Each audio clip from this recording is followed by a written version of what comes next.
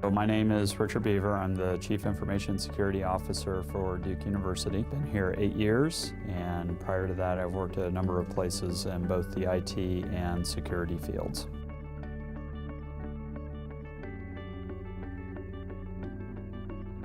My background in technology prior to the cyber attacks, I worked as an IT generalist. I did support at a company in the networking area, particularly around DNS, which is the thing that translates IP addresses to names on the internet.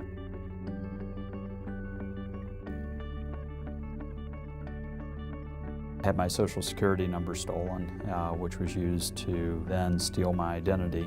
Did a very simple thing. I went to a store to buy a mattress and bed, filling out the application for the credit check. They took down my social security number. They lost it, and I found out about a year later when it was used to open up a credit card account in South Florida.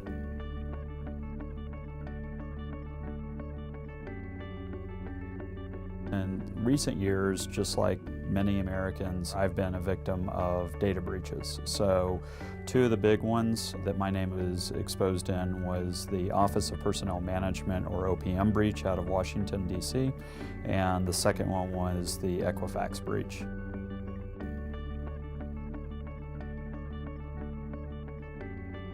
My information was exposed because my wife had applied for a job there about 8 years ago, or 8 years prior to the breach, and my information was part of that background check. Our information was taken presumably along with every other federal worker who worked in DC or for any branch of the federal government. As a result, we ended up with credit monitoring to quote-unquote protect our identities.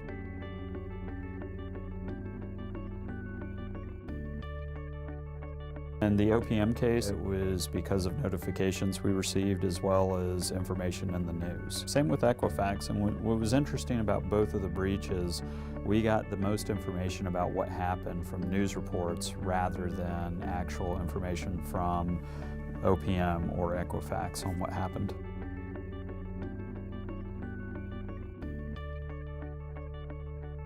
At least in my case, I felt threatened. There is a sense of violation because somebody has that information, you have no way to protect it.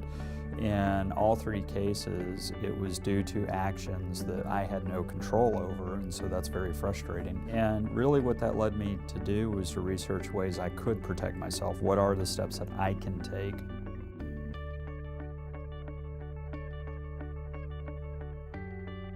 The biggest thing that I did, and I've been living this way for about 12 years now, was I had my credit reports frozen. And so there are three reporting agencies, Equifax, TransUnion, and Experian, and all three of these have my financial information. So if I go apply for credit, and somebody can look up and see if my credit is worthy of granting that financial incentive. By freezing it, it prevents anybody who might have my social security number from getting a credit report on me or applying for credit in my name. One other thing that I did, which I felt was very important, was I made sure that my username and password that I use across internet sites was different for every single site.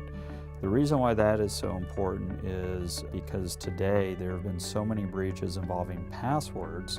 There are tens of billions of passwords that have been exposed and collected into what we call password dumps or collections, that attackers can take those and try them in different combinations to see if a password that I've used on one site will work on a different one, or if a password that I've used in the past might be the same as a password somebody else uses. We have seen that there are several common types of passwords that everybody seems to want to use. And so that's called credential stuffing, and that is something that we've seen attackers doing more and more of.